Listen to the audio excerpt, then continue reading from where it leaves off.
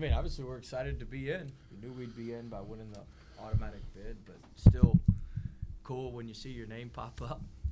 And to see all of our fans and everybody who came today was incredible. I mean, it looked to me that we had the best crowd and the best atmosphere of any of the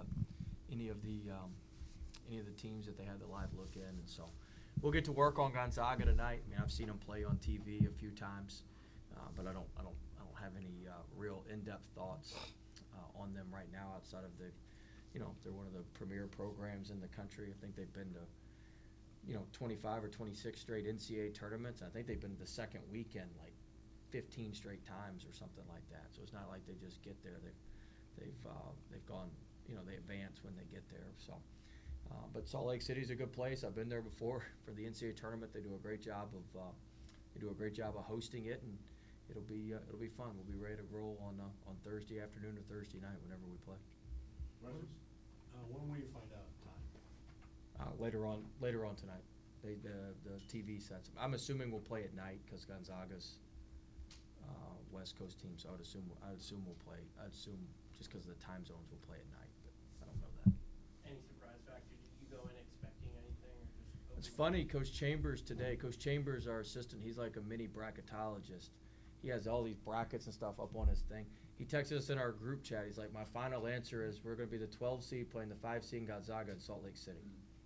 He put that in our staff group chat. And he's already, like, I looked back at him afterwards. I've already watched 4 of their games. We're good. I got this, and this. He said, I'll have the how to score edit on your computer in 20 minutes. So, I mean, he had started preparing for them. So, I got to give him credit on that. Shade, obviously you have some history with Gonzaga. What was your reaction when you first saw that? It was good, man. Just a revenge tour. We That's lost right. to them. Last year. We lost to them last year at TCU, so I mean, getting another chance to go in and beat them this time. How'd you play against him? You didn't play much. Jamie Dixon's fault. Now I'm playing. Coach, do you have any insight in regards to Hugh and his style? What do you expect? I mean, they're always elite in transition. So our transition defense is going to be critical. Like, they're always really, really good in transition. They play at one of the fastest paces, one of the best tempos in the country. So our transition defense is going to be really critical. I mean, his teams always look like they're shot out of a rocket when they go to transition offense. So we'll need to do that. I mean, my assumption is they have a top 15, top 20 offense in the country just based on how he typically plays and how easily they score in transition. Christian, for you, of the 3 of you up there, you're the one who's been here the longest. What was it like seeing everyone here today and everyone going crazy when your name was called? I mean, it was crazy. It was just like a lot of the home games has been this year. It's a wonderful atmosphere, and we're grateful for it every time it happens, and we want to do something for them, win some games for them and show some appreciation back to them. But it's an amazing feeling that they back us like this. What was your initial reaction when you saw Gonzaga? We want to win. I kind of wanted to ask both of you guys, but how much does it excite you to finally have a chance to show off your talents in front of a national audience now this year? I know you've done it last year, but just in general, you, Christian, too, how excited is that for you to go up against the national brand and you get to show off your talents against the national audience? I mean, it's big. The stage, it's a big stage, and it'll be good to be able to be there and, show what we can do as a team and show how good of a team we are, and, just put everybody on notice that we are a real force to be reckoned with, and no matter who we're playing. So, yeah, I'm really looking forward to getting there and start to play. Will, I think you wanted Hade to answer, too. He said for both of them. Could you repeat it one more time? Quick. yeah, just kind of asking. I know you were on the stage last year, but to be with this program, to get them on the national map, how exciting is that just to show this program on a national stage? It's very exciting. It's pretty big, man. Just a small school getting them to the big leagues, and we seeing what we could do with what we've done all year. So just getting there, try to win a couple games, and really try to win it all, not just a couple games. I know we always say just a couple, but in my mind, we can win it all. We can play with the best of the best. So just it's big for us. Okay, so I had a little hair in my ear, I guess. So the question is, It's because you didn't get the waxing. I'm sorry. You had to give me back for the last time I did it. Yeah, I'm surprised you two aren't talking over top of each other. Sorry, what was that? I'm glad y'all got better coordination this time. So, Sorry. how ironic is it, because you and Heath have talked about, he's talked about, we want to be the Gonzaga of, or that's kind of our blueprint we're trying to follow, and why can't we be Gonzaga to be playing Gonzaga? Yeah, no, when I talked to Heath initially about the job, I'm like, yeah, I think we can turn this into Murray State. He's like, Murray State? How about Gonzaga? I'm like, okay. You know, but it's, you know, it's ironic, and, you know, you can always find storylines based on the pairings in the NCAA tournament, and I think that's certainly you know, a unique storyline. If that's a team and a program that a lot of people at our level aspire to be and aspire to get to, and so, you know, we'll get to check our temperature and see, you know, how close we are, how far away we are. Shade, I know you have, but Christian, going to be playing in an NBA arena in front of a big crowd. What is that feeling going to be like playing in an NBA arena? I don't know. I haven't done it, so I guess we'll see. But I'm looking forward to it. I'm sure it's gonna be a great feeling. You know, every player always dreams about times like that, so I'm sure it's gonna be a great feeling. But we will see. Was there anybody you saw come up and you didn't, and you went, glad we're not playing them? I'd rather not comment. I'd rather not comment, but yeah, there's a couple teams I was pleased we didn't play. What about sites? No, I didn't care about that. Coach, I wanted to kind of ask you, I know you're going to start Phil for Gonzaga later, but just specifically, what are the main things in the first couple days that you're going to focus on the most just to get this team prepared? Just like I said, most of these guys haven't been to the tournament yet. Yeah, I mean, look, it's no different than any other game. Tomorrow we're going to focus on ourselves like we do on a typical Wednesday practice for conference season. Tuesday we'll start our 2-day prep for Gonzaga. Wednesday we'll finish our 2-day prep. And Thursday we'll get up and go through our normal game day routine. So all we do is shift the days of the week. Monday, Tuesday, Wednesday now becomes Wednesday, Thursday, Friday in our normal week. And so we're very routine oriented. We're very routine oriented with what we do and how we prepare. And so I don't mean this as some coaching cliche, but I mean, we pretty much do the same preparation for every game. And it's the same video, it's the same level of concentration, it's the same, all that stuff for every game. And so we'll just, we'll get into that. And, you know, tomorrow we'll work on ourselves, but work on stuff, you know, we're obviously going to work on our transition defense tomorrow.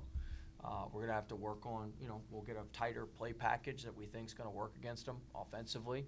Spend some time working on that. And then we'll, you know, we'll work on guarding a couple of their common actions. And then we'll get into our 2-day prep starting on Tuesday morning. Coach, you said you Salt Lake City before. Any experience from that with the thin air? Did it bother your teams in the past? No, I just drank a little bit of water. It's same for everybody. So that's I mean, it's the same for everybody. So that's all that stuff gets way overblown. Coach, you made It's some beautiful out there though. made some predictions last year. Just wanted to give you the chance if you wanted to make a prediction for the tournament. What do you mean I made predictions last year? Came true. You promised 23 plus 1. Oh yeah. No, I'm not. I'm out of the prognostication business. I'm out of that business. So we'll play it one game at a time. Christian, you guys have went all year with kind of the X on your back. Now you go to the tournament and you can kind of be the hunters, if you will, try to be the ones. What's the mentality with that? Well, I feel like we had that mentality before. I feel like we more so had the X on our back in conference, but out of conference we were kind of in this type of situation, and we performed well when we did that. So I think it's a good thing. For all of you or any of you, you've had 2 major networks already state. You're kind of the underdog to watch. No one wants to play. Both Jay Billis on ESPN and now CBS. How does that make you feel? And would you rather just kind of jump up and surprise people? I mean, it doesn't. I mean, look, that's all just talk. Talk doesn't win anything. And so, I mean, they can talk all they want, but that doesn't win anything. If you listen to most of them, none of us would be here. So why are we going to listen to them now? We don't pay any attention. We don't pay any attention to games are won on the court, not by talking heads. I understand they've got a job to do, and they've got to predict stuff and put crazy stuff out there and say this and say that, but that doesn't win any games, or that doesn't score any baskets or get any defensive stops or get any tough rebounds. Like, none of that happens because somebody says something on TV. But does it feel good to get the national notoriety? I mean, I didn't see any of it, but I mean, it's good for our school. It's great that we were on the selection show today. I mean, all that stuff is great. So anything that's a positive for the school is good. But you know, I'm sure Gonzaga will have that plan on loop in their facility. Coach, I just wanted to kind of get your thoughts. You talked about how your wins earlier in the year would age well. VCU fighting in the championship game, UAB getting into the tournament today. Just kind of how much confidence do wins like that show you that you can play against teams that got into the field? Yeah, I mean, Close. you know, VCU lost today in the championship. They were a quad one win for us. UAB obviously won the American today, and so Coach Kennedy and those guys did a great job. But look, we've played tournament caliber teams. We've played well against tournament caliber teams on their home court. Now we need to do it on a neutral court. And you know, in both of those games, the formula was the same. You know, our best players played really well. We didn't turn the ball over. We made timely shots. We could get stops. You know, all of that stuff was the same. And so we're gonna, you know, instead of focus on we focus on the formula and what we have to do and what we have to execute, not all the external stuff. But certainly we should gain some confidence and some belief from that. Speaking of the formula, in college basketball, you preach a lot about guard play. Does it exponentially get even more important that the guards really excel once you get into Well, the once you get to the tournament, you better have good guards, good bigs, good wings, good bench. I mean, you better have everything. I mean, look, 18% of the teams that play college basketball make the NCAA tournament. It's hard to do.